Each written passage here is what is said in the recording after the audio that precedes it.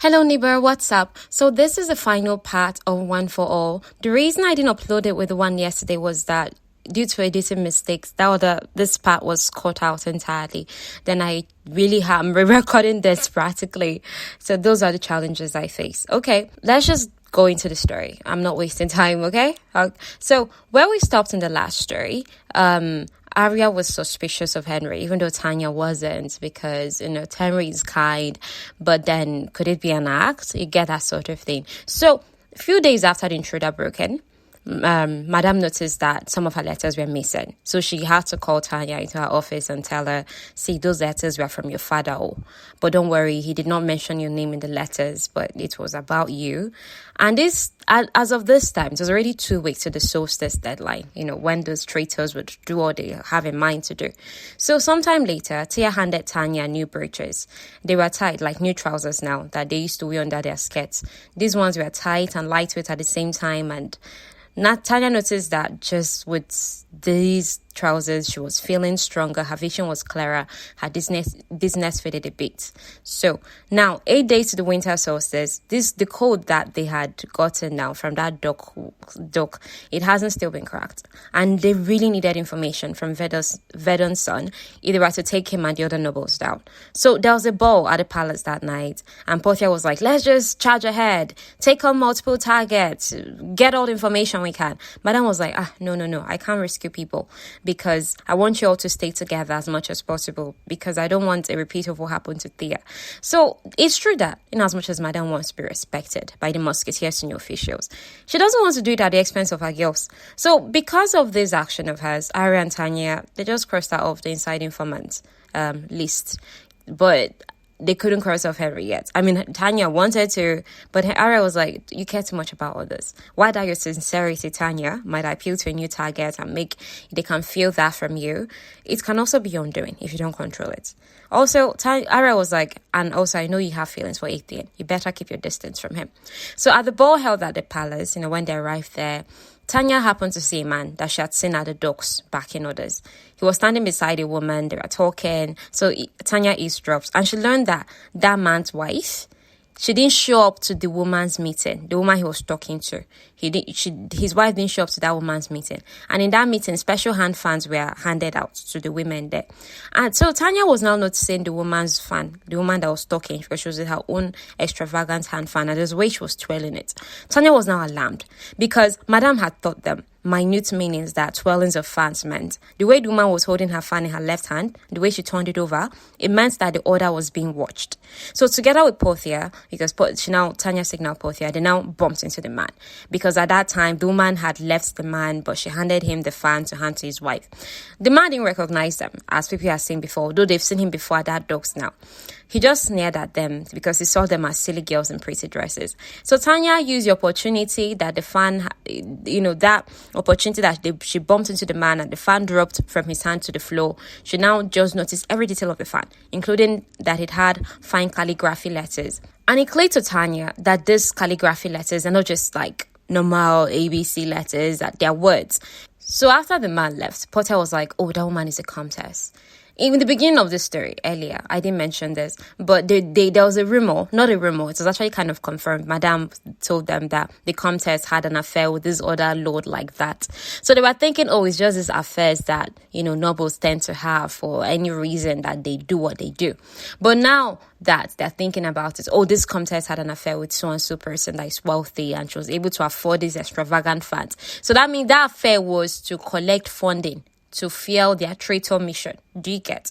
So after this one passed though, in that same ball, a noble, Lord Duvelac, he approached Tanya to dance. So while this Duvelac was dancing with Tanya, Etienne caught in halfway, like, oh, I want to dance with the lady. And Etienne is not even a noble, and he's doing this thing to a noble. Do you understand? Etienne is just somebody whose family has money.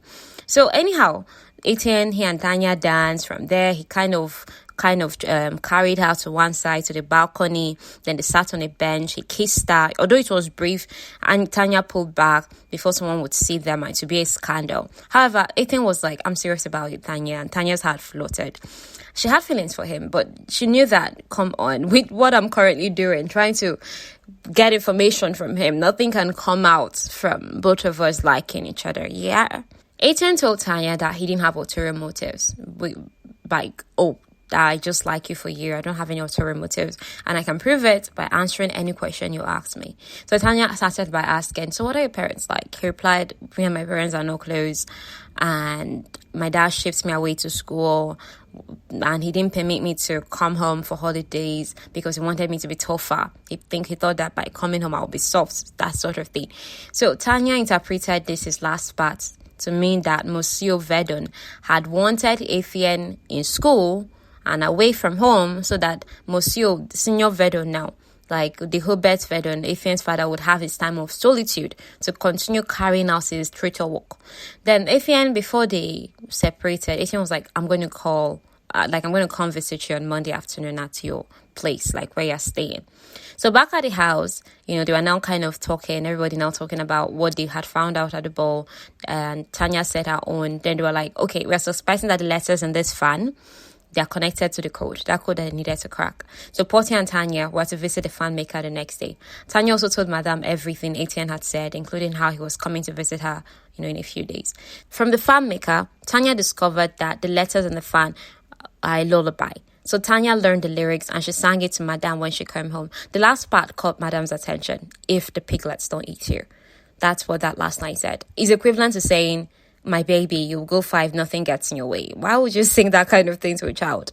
So Madame was like, I'll cross-reference the lyrics in my library. But she didn't sound hopeful. So a few days later, Madame broke the sad news to the girls that the fan maker was murdered in the same fashion as Papa was. Like his head and his beard was shaved. In the shop, officers, they found a fan, like those fancy ones made for the contest. But the message was different. The message was, stop now and we will spare you. It was clearly the work of the scheming nobles. Etienne arrived to call on Tanya like he said he would. Aria stayed with them in the parlor as chaperone while she was pretending that she's really interested in this book she's reading. No, but obviously she's kind of eavesdropping. So Etienne apologized to her fervently for not cutting her right. And then the thing now, Absalom was now thinking, why is it that anytime I meet this guy, he's always apologizing for something? Until Tanya actually thought this thing. I hadn't noticed that in the book. Maybe if I have a chance to read the book again, I'll take notice. So to make things right, Etienne wanted to write to Tanya's papa to ask for his blessings so that he can officially ask her, to marry him or maybe things like that, whatever it was. Before Tanya could say anything in addition, like maybe her papa or whatever she wanted to ask, someone knocked in. Person rushed in. It was a courier, like a messenger, with a message for Etienne from his mother. His mother was sick. She needed him urgently. As Etienne rushed out, Aria looked at Tanya with an accusing look. She's like, oh my God, I saw both of you interacting. Both of you are so sweet, that you're so in love with him that you want to tell him about the order. That seen both of you kiss at the ball, but I didn't really want to think about it. Just accuse her. She didn't even give Tanya a chance to explain herself. She just rushed off, like Aria. She rushed off and told Madame everything. So Madame told Tanya, you're removed. Etienne is no longer your target. Even if you are not going to tell Etienne about us, the order, you've been so distracted by him. Even at the last ball, you were supposed to give Lord Divillac some of the attention, but you completely forgot about him. And he gotten so worried about you that he had started looking for you. If Aria had not distracted him and he had found you with Etienne kissing, what do you think would have happened? What do you think?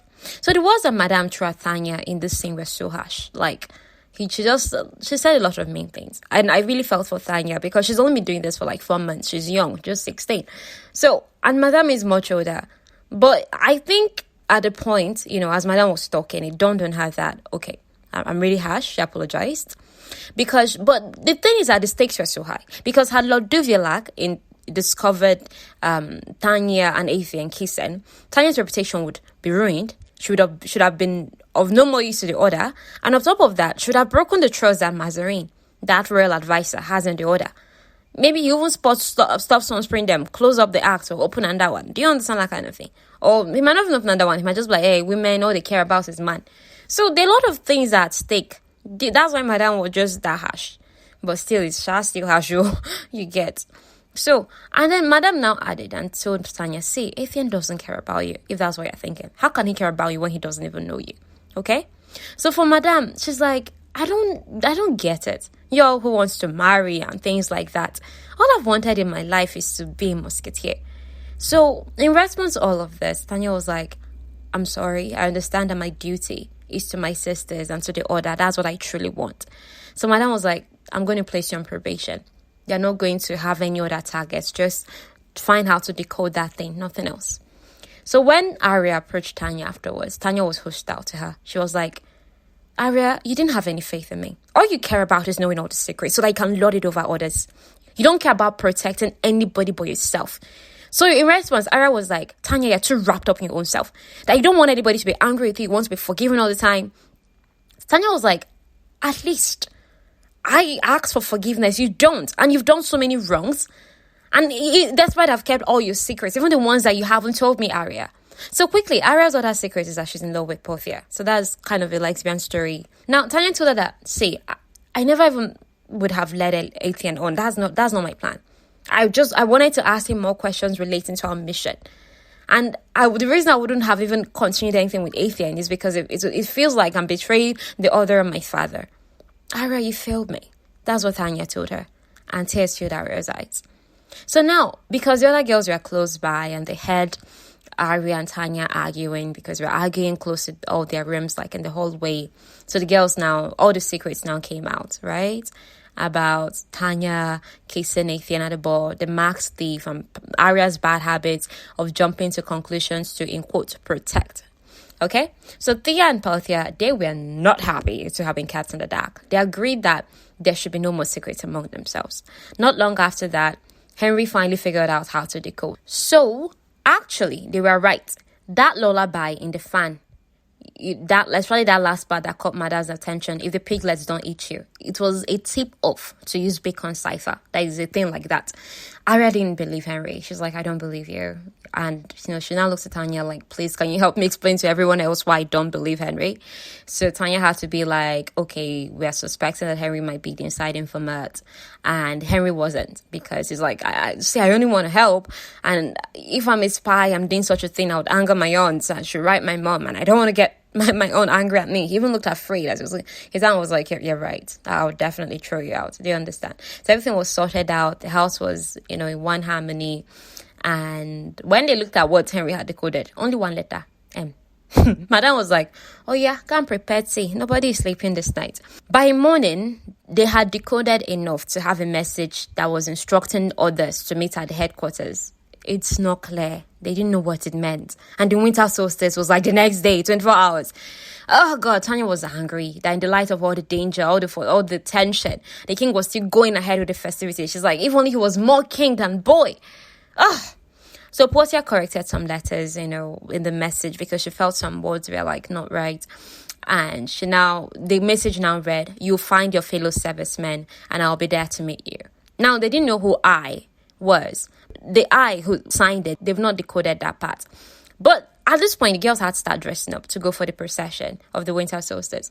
The king would not be there, but they suspected that the traitor nobles, they would receive their weapons. There is a good cover now. There are many people there, can share weapons. Nobody really noticed. So in the carriage, Henry continued decoding to find out who I was. It was Vedon. Finally, there was proof to arrest him and all the nobles that were implicated. Tanya wanted to go with Madame to serve justice to Vedon for what he'd done to her papa. But at the last minute, she stepped back and stayed with her sisters instead. She wasn't some executioner and her place was with them. Madame was proud of her for making that decision. The girls, they just staked out the perimeter of the festival, stayed close to see if they'll find anybody, doing anything. So Madame and Henry, they were gone now. It was just the girls there. Now, Tanya imagined that, okay, the arrest of Monsieur Vedon is taking place now. But she also imagined that Athena and his mom, they'll be sad, things like that. However, Madame returned to tell them that Vedon was not found, that they said he had gone for a business meeting. So Madame had sent Henry with a message to Monsieur Brandon, that's your Musketeer now that they collaborate with. And Henry asked Monsieur Brandon to acquire reinforcements from Mazarin. And she now notified all the Musketeers on her way there to search for Vedon in cabarets. Cabarets are entertainment houses. Maybe where singing, dancing, food is. That's where he'll be having business meetings. But Tanya remembered something that Etienne had mentioned before. That something along the lines of, my father will be at the bar somewhere instead of at a pub or the bar somewhere drinking with his friends instead of being at home with mama, something like that. So because of that statement, Tanya was like, no, Vedon is not at a cabaret, he's at a pub, which is a bar. So which means the headquarters of these traitors is a bar. So which one?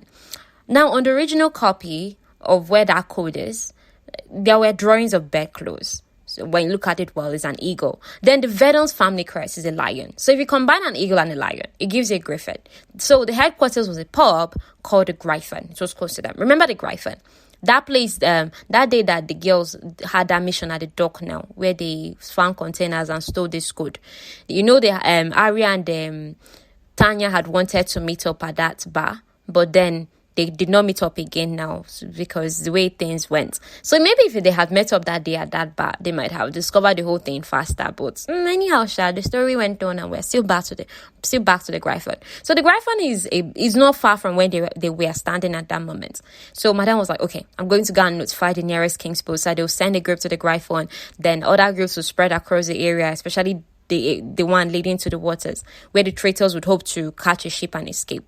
And then before Madame left, she now told Tanya, see, no matter what, don't kill Verdon. The king wants him alive for questioning. Tanya promised. So to get into the pub, like that bar without suspicion, the girls had to pass off as prostitutes from a notable brothel. Portia led them now. Portia, she has the most shower feel, the loudest vibe and things like that. She has to be like, oh, the men upstairs sent us, So the owner of the bar, Francois, now kind of took them up the staircase. The others followed. Arya and Tanya were at the back. So Arya had to carry Tanya up the stairs because Tanya can't climb stairs now because of her condition. So they stopped outside the door, and then Francois unlocked it. As soon as he unlocked that door, Thea knocked him out. So Portia stepped into the room first, and the men got excited when she announced that she came from so-and-so brothel. There were men hidden in the shadows, their hats and everything, but few of them, you could see their faces. So Portia's eyes were filled with rage as she was looking around at the men at the room. But then the men interpreted the rage in her eyes to mean lust, like she couldn't get down to doing business, Then the men now started drawing closer to her, and then one of them reached for Portia's skirt. That's when Arya put her sword to his throat, and all hell broke loose. They say fight and fight. So as we were in the midst of the fight, and Verdon escaped through the windows, and Thea was like, Tanya, run after him. Tanya hesitated because the girls were outnumbered. But then they were like, see, you have to catch that guy. So, Tanya, one of the things that fencing teaches people is how to fall without getting hurt. So Tanya fell out of the window. She now gave Verdon a hot chase. And as she was running, in her mind, she was hoping, that group, that king's guards, I hope they get to this pub on time and help my sister Zoe. So that sort of thing. But she kept chasing Verdon. At a point, the dizziness got so much, she had to just crash into a wall to keep standing. She now just held the wall, was just walking, because at that point, it's that part of the poorest part of the city, the La Cause des Miracles or something like that. She was just kind of going there, and at a point, she took off running again. And eventually, Verdon stopped running on the bridge because he realized, okay, I'm out in the open and I'll be easily spotted. Because initially he'd been running through alleys, where he can easily camouflage and hide. So he was not looking for a way to escape that there was none. The only way to escape was to go back the way he came, which was to pass Tanya. So as Tanya approached, as she approached, Verdon is backing her. She was now spelling out his crime against his king. She introduced herself as Tanya the Bad and told him that you killed my father, but I'm not going to fight you with your back turned on me. On closer look, she's like, why does he look shorter? Because when I saw him that day at the university, he was taller and more imposing. But then, as the Verdon turned to face her, it was not Hubert, it was Etienne. She was like, her eyes wanted to bulge out of her socket. Etienne approached her, although she asked him to stay away. He didn't believe she could use her sword on him because, according to him, he hadn't fought her the last time. She was like, what do you mean the last time? Then he now clicked. Yeah, you were the mark slave. You were the intruder. He had snuck in after they returned from the theatre before the doors were locked. So he had won a week so suspicion could fall on Henry. Etienne had stolen the letters, hoping they contained some intelligence, but they had been about Tanya. However, what he'd found out had helped him in getting close to her. So all those let's stroll, let's this, let's that he knew would help her is because he read the letters and saw how her father was managing her condition. So Etienne had known about the other, had dizziness, and she had thought he was kind, open-hearted. But he had used her dizziness against her to make her doubt herself. He held her free hand and she pulled away. She didn't know she could fight him. She knew she was in love with him. And he knew it too. Because he had overheard her talking about it on the balcony. I think when she was talking to Arya too. But Tanya knew something. She's like, love shouldn't make a person feel guilty. It shouldn't be manipulative. Then she was like, why even involved in all of this, Atheon? So Atheon was like, the monarchy needs fresh blood. The people wouldn't care if the new king is a figurehead. They just need a symbol of hope that, see, during the last affront, my father hadn't been part of the nobles that betrayed the king. But had he paid off? No, he didn't get title. But me, when I remove the new king, I'll get title. So Tanya was like, you want to replace corruption, more corruption. It doesn't help France. People would die. Etienne was like, they are there to be for the greater good. After all, what are the lives of beggars and bastards? Tanya's blood ran cold. That's when she knew for sure, I'm meant to fulfill my father's legacy, my duty to the order and to my family. Tanya's father had been so close to exposing Athion's plans. He had intercepted a message Athien had sent to his uncle. But her father hadn't known that they had a special way of arranging their letters. They had known it was tampered with, and they had invited him to Verdun's residence. So Papa had thought he would just sneak in, steal secrets, and close the case. But it had been a trap. So Papa had done all of it for Tanya and her mother, so they could be welcome to Paris. Etienne laughed at Papa's girl. Does he think he was still a real musketeer? Tanya said that, is that why your father killed Papa? Because of that? Etienne was confused, like, well, what does my father have to do with any of this? He doesn't have anything to do with any of this. That this is all me. I'm the mastermind. Like, he even considered it an insult that Tanya would think he would take orders from someone. Etienne and his father didn't get along because Etienne wanted bigger things while his father was wrapped up in duty. It was Etienne who recruited all the nobles involved. They were angry at the inept king. Senior Verdun couldn't turn Etienne over to the Musketeers, although he tried to stop him. He could not turn over his own son now, his heir. It would mean the end of their family line. So all he could do was watch his son's plot unfold. Etienne didn't care about the land and money he would inherit. He was in all of this for a title. Tanya was like, you're lying. She was in self-denial. Because how could she have been so wrong about a person? But he insisted it was all true. So reminded of her papa, how alive, how good he was, and then his life was snuffed out because this boy wanted a title. Tanya's real resolve. She was like, Etienne, draw your sword. I want your blood. I want the blood of this person who killed my father, but is claiming to love me. Etienne had feelings for Tanya, and he didn't want to fight her. He was just blocking her attacks initially, and was like, he was still thinking she could be reasoned with to see his big picture. But then he saw she was increasing the force of her attacks. He now started fighting her. He was shocked that she could actually fence, and fence really well, but her dizziness worsened. And Tanya, she tried to ignore it. She fought harder. She fought faster because there was much at stake. The king, France, Papa, her sisters.